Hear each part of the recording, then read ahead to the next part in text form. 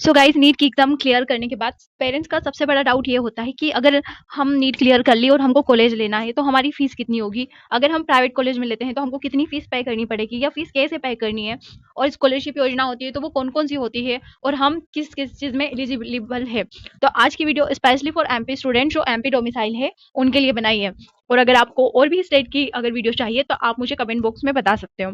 पर आज की वीडियो है मैं गाइस, हमारे एमपी में टोटल 41 कॉलेजेस है, मेडिकल कॉलेजेस। उसमें से हमको ये देखना है कि हम कौन सी कैटेगरी में आते हैं या हमारा कौन सा हमें कॉलेज अलॉट हो रहा है, तो हमको कितनी फीस पे करनी पड़ेगी। प्लस एडिशनल यहाँ पे स्कॉलरशिप भी मिलती है, तो अगर हम प्राइवेट कॉलेज लेते हैं तो कितनी स्कॉलरशिप मिलती है और हम कौन सी स्कॉलरशिप के लिए एलिजिबल है।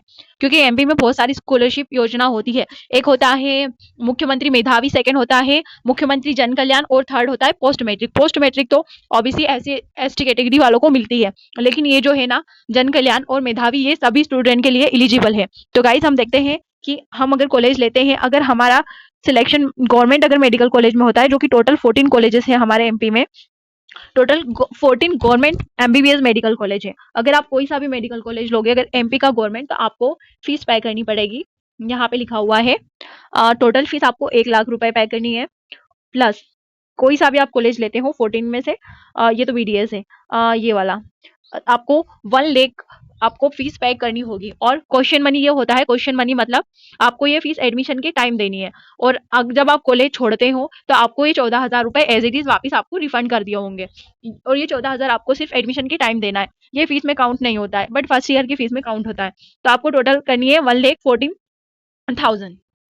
उसके बाद अगर आप स्कॉलरशिप की योजना देखते हैं कि हम कौन कौन सी स्कॉलरशिप में आते हैं। कैंडिडेट एलिजिबल अंडर मेधावी योजना, अगर आप मेधावी योजना में आते हैं तो आपको स्कॉलरशिप का अमाउंट मिलता है 1 लाख। मतलब आपको ओनली क्वेश्चन मनी ही पे करनी है, और वो भी आपको रिफंड हो जाएगी। मतलब आपका बिल्कुल भी पैसा नहीं लगने वाला है। आप मोस्ट ऑफ स्टूडेंट को ये नहीं पता है कि ये जन कल्याण योजना क्या होता है और इसके लिए कौन कौन से एलिजिबल है। इसके लिए मैं अलग से वीडियो बना दूंगी, आप मेरे चैनल को सब्सक्राइब कर लीजिए और आपको वीडियो मिल जाएगा। अब इसमें देखते हैं कि इसमें कितना स्कॉलरशिप अमाउंट मिलता है।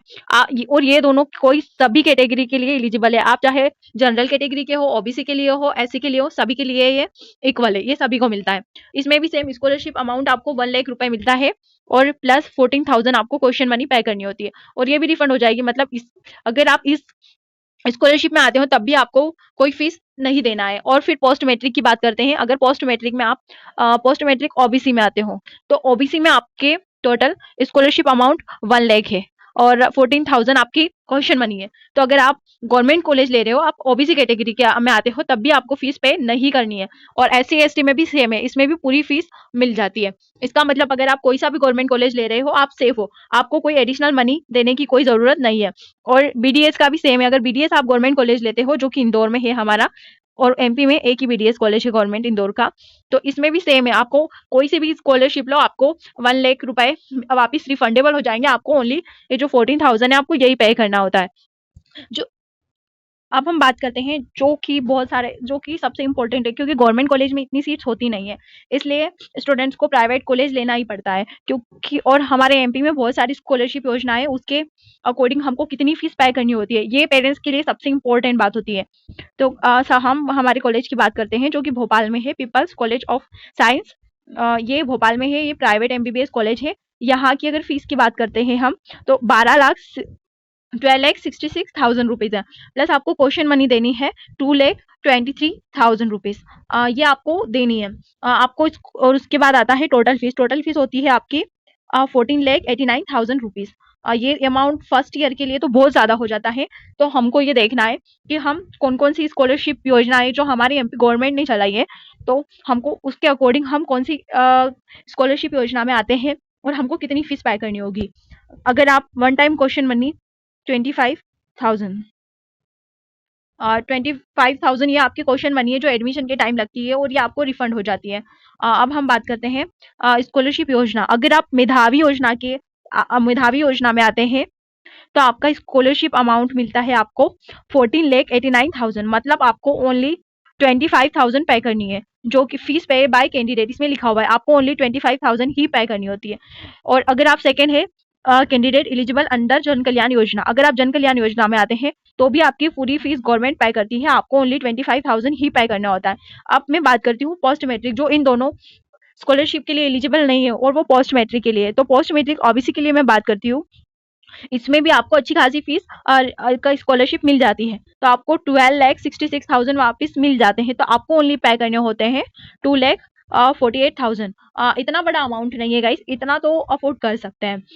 थर्ड आता है एसटी कैटेगरी। एसटी कैटेगरी में आपको पूरी फीस मिलती है, चाहे आप मेधावी में आते हो नहीं आते हो, आपको ओनली 25,000 ही पे करनी है। और थर्ड आती है एससी कैटेगरी। एससी कैटेगरी में भी सेम है, आपको पूरी फीस गवर्नमेंट पे करती है, ओनली आपको 25,000 ही पे करने होता है। इसके अकॉर्डिंग आप देख सकते हो कि अगर आप इन तीनों स्कॉलरशिप योजना में आते हैं तो आपको प्राइवेट कॉलेज लो या गवर्नमेंट कॉलेज लो, आपको कोई ज़्यादा फीस पे करनी नहीं है। ओबीसी के लिए हाँ थोड़ा सा हो सकता है कि वो 2 लाख, ये हर किसी के लिए 2 लाख बहुत कम होना इम्पॉसिबल है, और किसी के लिए तो बहुत कम अमाउंट है, तो ये डिपेंड कर सकता है। अब हम बात करते हैं बीडीएस। बीडीएस कॉलेज में डेंटल प्राइवेट कॉलेज, आप कोई सा भी मेडिकल कॉलेज लो, आपको सेम है, फीस का सेम है, आपको 25,000 पे करने हैं। अगर आप जन कल्याण और मेधावी में आते हैं और आप ओबीसी में आते हो तो आपको 2 लाख प्लस अमाउंट पे करना है, और ऐसे एसटी कैटेगरी में आते हो तब भी आपको 25,000 ही पे करनी होती है। इसके अकॉर्डिंग आपको पता चल गया होगा कि हाँ मुझे कौन सा कॉलेज ले लेना चाहिए या फिर एक और ड्रॉप देना चाहिए, ये आप डिसाइड कर सकते हैं इसके बेसिस पे। और ये डेटा मैंने अपने खुद का लिया है, क्योंकि मैंने 23 में मैंने काउंसलिंग करवाई थी। अब index institute of dental science Indore का है, ये बीडीएस प्राइवेट है। इसकी फीस है 1,65,000 65,750 रुपीज। गाइस हम बात करते हैं हमारे BDS private college, index institute of dental science Indore में है, ये बीडीएस प्राइवेट कॉलेज है। इसकी जो एनुअल अमाउंट है वो 1,65,070 है। आपको टोटल फीस पे करनी है, इसमें क्वेश्चन मनी आपको 10,000 लगेगी। अगर आप प्राइवेट बीडीएस करते हो तो आपको मेधावी योजना और जन कल्याण योजना में आपको कुछ नहीं मिलेगा, क्योंकि ये यहाँ पे साफ साफ लिखा हुआ है स्कॉलरशिप नॉट अप्लीकेबल, ये ओनली गवर्नमेंट कॉलेज के लिए ही अप्लीकेबल है। लेकिन अगर आप फिर भी जो पोस्ट मैट्रिक है, जो हमेशा साथ रहती है, ये तो किसी भी कॉलेज के लिए है, इसमें आपको स्कॉलरशिप अमाउंट 1 लाख मिल जाता है। फीस पेड बाय कैंडिडेट, अगर आप ओबीसी कैटेगरी में हो तो आपको कम से कम 1,05,000 रुपए पे करने पड़ेंगे। आप कोई सा भी कॉलेज लो, आपको 1 लाख तक तो करना ही होगा, ये आप दिमाग में रख लीजिए। और अगर आप एसटी कैटेगरी में हो तो आपको कोई टेंशन नहीं है, आपको ओनली 10,000 ही पे करना होगा, आप चाहे कोई सा भी कॉलेज ले सकते हो। तो गाइस आपको अच्छे से समझ में आ गया होगा कि आप कॉलेज के लिए एलिजिबल हो तो आपको कौन सा कॉलेज ले लेना चाहिए या आपको कौन सा कॉलेज नहीं लेना चाहिए। ये जो 41 कॉलेज मैंने बताए, ये एमबीबीएस प्लस बीडीएस टोटल मिला के है। 41 कॉलेज है हमारे एमपी में, तो इसके अकॉर्डिंग आप देख सकते हो कि आपको कौन सा कॉलेज लेना है और कौन सा कॉलेज नहीं लेना, आपको कितनी फीस मिल जाएगी। या आपको काउंसलिंग की और इन्फॉर्मेशन के लिए हमारे चैनल को सब्सक्राइब कीजिए, और तब तक के लिए बाय बाय। आप अच्छे से सोच लीजिए कि आपको कौन सा कॉलेज लेना है।